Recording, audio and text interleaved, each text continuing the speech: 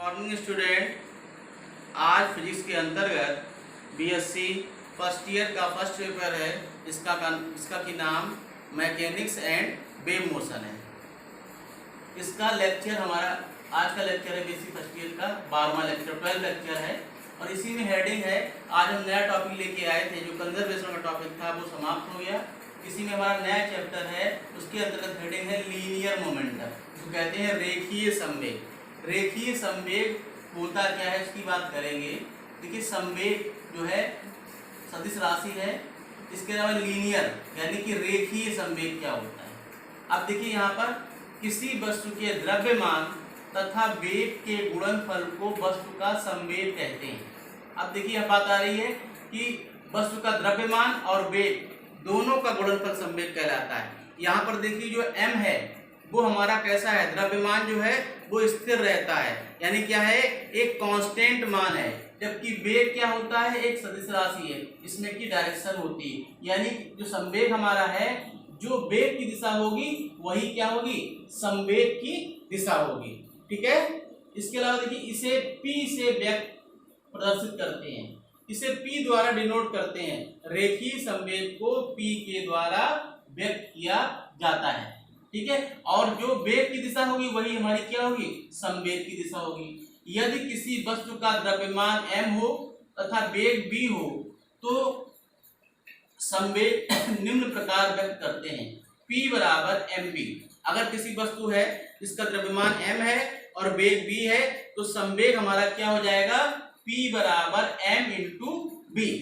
ये हमारा क्या हो जाएगा, संवेग कहलाएगा। देखिए, यहाँ पर ये दोनों वेक्टर राशि हैं और ये हमारी कैसी है, स्केलर राशि, क्योंकि ये हमारा कांस्टेंट है या स्थिर मान है, इसलिए यहाँ पर वेक्टर नहीं लगेगा। b की तरह संवेग p भी प्रेक्षक के निर्देश फ्रेम पर निर्भर करता है। जैसे हमारा b है उसी प्रकार से p भी हमारा क्या होगा, निर्देश फ्रेम पर निर्भर करता है। निर्देश फ्रेम की बात करते हैं तो हमने पहले बताया है कि निर्देश फ्रेम क्या होता है कि जो भी वस्तु है उसकी स्थिति में समय से जो परिवर्तन होता है उसके लिए निर्देश फ्रेम की आवश्यकता पड़ती है। ठीक है। यदि किसी निकाय में कणों का द्रव्यमान, अब देखिए बात आ रही निकाय की। निकाय क्या होता है, एक ऐसा समूह होता है जिसमें एक प्रकार की वस्तुओं को व्यवस्थित किया जाता है। वहां पर क्या होगा, वस्तुएं एक ही प्रकार की, ऐसा नहीं है जैसे बीएससी की क्लासेस चल रही है। अगर बीएससी फर्स्ट ईयर क्लास चल रही है तो जितने भी स्टूडेंट बैठे हो उस क्लास में वो बीएससी पार्ट 1 के होंगे, ना कि बीएससी पार्ट 2 के, ना कि बीएससी पार्ट 3 के। ठीक है। तो यहाँ पे निकाय क्या होगा, एक ही प्रकार की वस्तुओं का समूह। यदि किसी निकाय में कणों का द्रव्यमान m1 m2 m3 mn हो। देखिए, यहाँ पर क्या है, एक निकाय है, निकाय में क्या है, m1 द्रव्यमान m2 द्रव्यमान और इस प्रकार की mn जो है वो द्रव्यमान है। यानी क्या है, यहाँ पर क्या है, n कणों का निकाय है जिनके की द्रव्यमान m1 m2 m3 और mn है तथा उनके वेग v1 v2 v3 और vn हो। अब देखिए, m1 का वेग v1, m2 का वेग v2, m3 का वेग v3, ऐसे mn का वेग vn हो। ठीक है। तो यहाँ पर क्या हो गया, प्रत्येक द्रव्यमान का अपना वेग है। ऐसा नहीं है कि m1 का वेग v2 हो जाए, ऐसा नहीं होगा। जो m1 है उसका वेग v1 होगा, m2 है तो उसका वेग v2 होगा। ठीक है। तब निकाय का कुल संवेग होगा। देखिए, इस अवस्था में जो निकाय है हमारा उसका टोटल संवेग क्या होगा। टोटल संवेग की बात करते हैं तो P बराबर P1 plus P2 plus P3 up to Pn। यानी P क्या है हमारा, क्या है, कुल संवेग, टोटल संवेग, यानी निकाय का कुल संवेग। और P1 क्या है, m1 जो हमारा कण है उसका संवेग, m2 कण का संवेग, m3 कण का संवेग, यानी क्या लास्ट में क्या हो जाएगा, mn कण का संवेग। यानी P1 plus P2 plus P3 plus P4 और लास्ट में हमारा क्या हो गया, Pn हो गया। ठीक है। सब में देखिए वेक्टर लगा हुआ, क्योंकि ये हमारी कैसी सदिश राशि है। अब देखिए, यहाँ पर अगर इसका मान रखें, P बराबर होता है mb, यहाँ पे बताया हमने P बराबर mb, यानी m1 v1 plus m2 v2 plus m3 v3 और लास्ट में हमारा हो जाएगा mn vn। यहाँ पर देखिए m1 m2 में वेक्टर नहीं लगा, उस सब में v1 v2 वेक्टर लगा, क्योंकि हमने पहले ही बताया है जो वेग की दिशा होगी वही हमारी संवेग की दिशा होगी, ठीक है। यानी P बराबर, अब देखिए इस पूरे को जो है समेशन फॉर्म में लिखिए, समेशन लगाया गया है I बराबर 1 to N और यहाँ पे लिख दिया MI/BI। अगर इसका मान 1 लेंगे तो क्या हो जाएगा M1/B1, अगर 2 लेंगे M2/B2, लास्ट में अगर N लेंगे तो MN/BN हो जाएगा। कहने का मतलब ये है, इसको समेशन के रूप में छोटे फॉर्म में इस तरीके से लिख सकते हैं।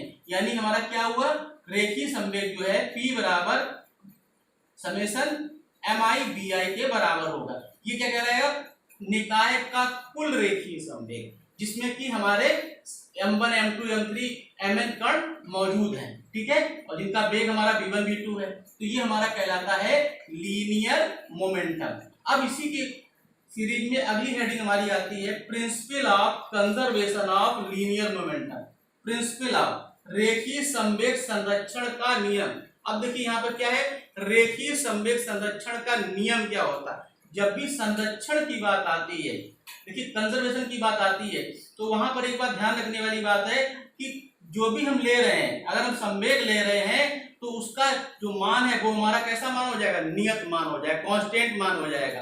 और जब भी संरक्षण होता है किसी चीज का, तो वो चीज क्या होती है, वो चीज हमेशा क्या होती है, वैसी ही बनी रहती है, उसके मान में परिवर्तन नहीं होता है और वो क्या होती है, नियत हो जाती है। देखिए यहाँ पर, यदि किसी निकाय पर कोई बाह्य बल कार्य ना करे, एक ऐसा निकाय इस पर कोई बाह्य बल नहीं लग रहा है, यानी कि कोई भी यहाँ पर क्या है एक्सटर्नल फोर्स नहीं लग रहा है, तो निकाय का संयुक्त रेखीय संवेग नियत रहता है।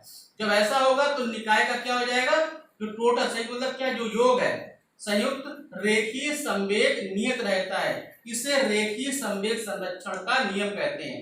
यानी कि अगर कोई निकाय ऐसा हो जिस पे कोई बाह्य बल ना लग रहा हो, और जब कोई बाह्य बल नहीं लगेगा तो उसका जो संयुक्त रेखीय संवेग है वो नियत रहता है।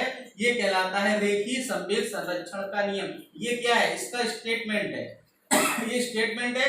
अब क्या करेंगे, इस स्टेटमेंट को प्रूव करेंगे, बताएंगे कि कैसे स्टेटमेंट हमारा जो है जो कह रहा है वो बात सही है या नहीं, उसको प्रूव करेंगे, ठीक है। तो संवेग संरक्षण के नियम, ठीक है, यहाँ प्रूव करेंगे। देखिए, माना कणों के एक निकाय में n कणों के द्रव्यमान, देखिए हमने बात की थी वहां पे n कण थे, यहाँ पर भी क्या है, n कणों के द्रव्यमान m1 m2 लास्ट में mn हो, तो वे u1 u2 u3 un हो। देखिए यहाँ पर n कणों का एक निकाय है जिसमें कि द्रव्यमान m1 m2 m3 mn है और उनके वेग क्या है, u1 u2 u3 और un। अतः कणों के इस निकाय का कुल रेखीय संवेग, जब यहाँ पर क्या है हमारा द्रव्यमान m1 m2 है, वेग u1 u2 है, तो उस अवस्था में कुल रेखीय संवेग क्या होगा। तो यहाँ पर फिर हमने क्या किया, रेखीय संवेग की बात की, P बराबर m1 u1 plus m2 u2 plus m3 u3 और लास्ट में क्या हो जाएगा, mn un हो जाएगा, ठीक है। यहाँ पर क्या हो जाएगा, mn un हो जाएगा, क्योंकि P बराबर mb होता है, P बराबर mu भी होता है, ठीक है, क्योंकि दोनों हमारे कैसे हैं, वेग हैं। अगर हम इसका क्या करें, t के सापेक्ष अवकलन कर दें, क्या कर दें, t के सापेक्ष अवकलन कर दें, तो ये dp/dt हो जाएगा। और यहाँ पर क्योंकि m1 हमारा नियत है तो m1 हमारा बाहर आ जाएगा और यहाँ पर हो जाएगा du1/dt प्लस n2 du2/dt। ऐसे ही लास्ट में जाएंगे तो mn dun/dt, ठीक है। देखिए यहाँ पर, अब देखिए du/dt होता क्या है, du/dt होता है वेग का, हमने कहा बताया तो पहले भी, वेग परिवर्तन की दर जो होती है वो त्वरण कहलाती है। तो ये हमारा क्या हो गया, ये बन गया a1, ये बन गया a2 और ये लास्ट में हो जाएगा an, यानी ये हो गया m1 a1, यानी ये क्या हो जाएगा, F बराबर ma होता है। अगर हम कह दें यहाँ पर F1 कह दें तो हमारा ये हो जाएगा m1 a1, F1 हो जाएगा हमारा, दूसरा क्या हो जाएगा F2 हो जाएगा और तीसरा F3 और लास्ट में हमारा क्या हो जाएगा Fn हो जाएगा। यानी क्या हो गया, यहाँ पर क्या हो जाएगा, ये हमारा बल प्राप्त हो जाएगा, F1 plus F2 plus F3 और लास्ट में हमारा क्या हो जाएगा, Fn हो जाएगा। dp/dt, देखिए जो भी हमारा यहाँ पे बल लगा हुआ है, ये क्या है, F एक्सटर्नल है, ये कैसा है, बाह्य बल है, बाह्य बल है। न्यूटन के तीसरे नियम से आंतरिक बल युग्मों में निरस्त हो जाते हैं। न्यूटन का तीसरा नियम क्या है, क्रिया प्रतिक्रिया का नियम है। क्रिया के बराबर विपरीत दिशा में प्रतिक्रिया होती है और दोनों का योग जो है वो क्या होता है, वो शून्य होता है। तो यहाँ पर क्या दिया हुआ है, न्यूटन के तीसरे नियम से आंतरिक बलयों का युग्म में निरस्त हो जाते हैं। ठीक है, अब देखिए यहाँ पर ये हो गया dp/dt equal to F external. इस प्रकार कणों के किसी निकाय में संवेग परिवर्तन की दर, इस प्रकार कणों के किसी निकाय में संवेग परिवर्तन की दर निकाय पर लगने वाले सभी बाह्य बलों के सदिश योग के बराबर होती है। ठीक है, यहाँ पर क्या है, इस प्रकार जो संवेग परिवर्तन दर है वो सबका योग जो है वो सदिश राशि के बराबर होता है। यदि F एक्सटर्नल क्या हो जाए, जीरो हो जाए, जो बाह्य बल है अगर जीरो हो जाए तो dp/dt हमारा क्या हो जाएगा, जीरो हो जाएगा, क्योंकि dp/dt इक्वल टू हमारा F एक्सटर्नल था। यानी हम यहाँ पे अगर मान रखेंगे तो F external equal to zero हो जाएगा, dp/dt जीरो हो जाएगा, यानी कि dp/dt जीरो, यानी p हमारा क्या है, कांस्टेंट। तो कांस्टेंट का अवकलन क्या होता है, जीरो होता है, यानी p हमारा क्या हो गया, कांस्टेंट हो गया। अब देखिए p कांस्टेंट हो गया क्योंकि यहाँ पे निकाय है, निकाय में n कण है, तो हम कह सकते हैं p1 + p2 + p3 up to pn जो है हमारा वो क्या हो जाएगा, वो कांस्टेंट हो जाएगा। जब यहाँ कांस्टेंट हो जाएगा तो क्या हो जाएगा, अगर इसको घटक के रूप में लिखें तो क्या हो जाएगा, px1 + px2 + px3 और लास्ट में pxn इक्वल टू कांस्टेंट। इसी प्रकार py1 + py2 + py3 अब लास्ट में जाएगा pxn equal to constant. z में लिखना चाहें तो pz1 + pz2 + pz3 और लास्ट में pzn इक्वल टू कांस्टेंट हो जाएगा। तो यहाँ पर देखिए निकाय है, निकाय के अंतर्गत हमारे m1 m2 कण थे, इसलिए क्या हो जाएगा, इनका जो संवेग है वो हमारा कांस्टेंट हो जाएगा। यही रेखीय संवेग संरक्षण का नियम है, यानी क्या हो, p कांस्टेंट हो गया, यानी निकाय का जो हमारा रेखीय संवेग है वो कैसा हो गया, संरक्षित हो गया। इस प्रकार से हम लोगों ने आज जो टॉपिक पढ़ा वो क्या पढ़ा, एक तो लीनियर मोमेंटम और कंजर्वेशन ऑफ लीनियर मोमेंटम के बारे में बताया। इसी सीरीज में आगे फिर कंटिन्यू करते हैं, अगले लेक्चर में फिर इसके बारे में बताएंगे।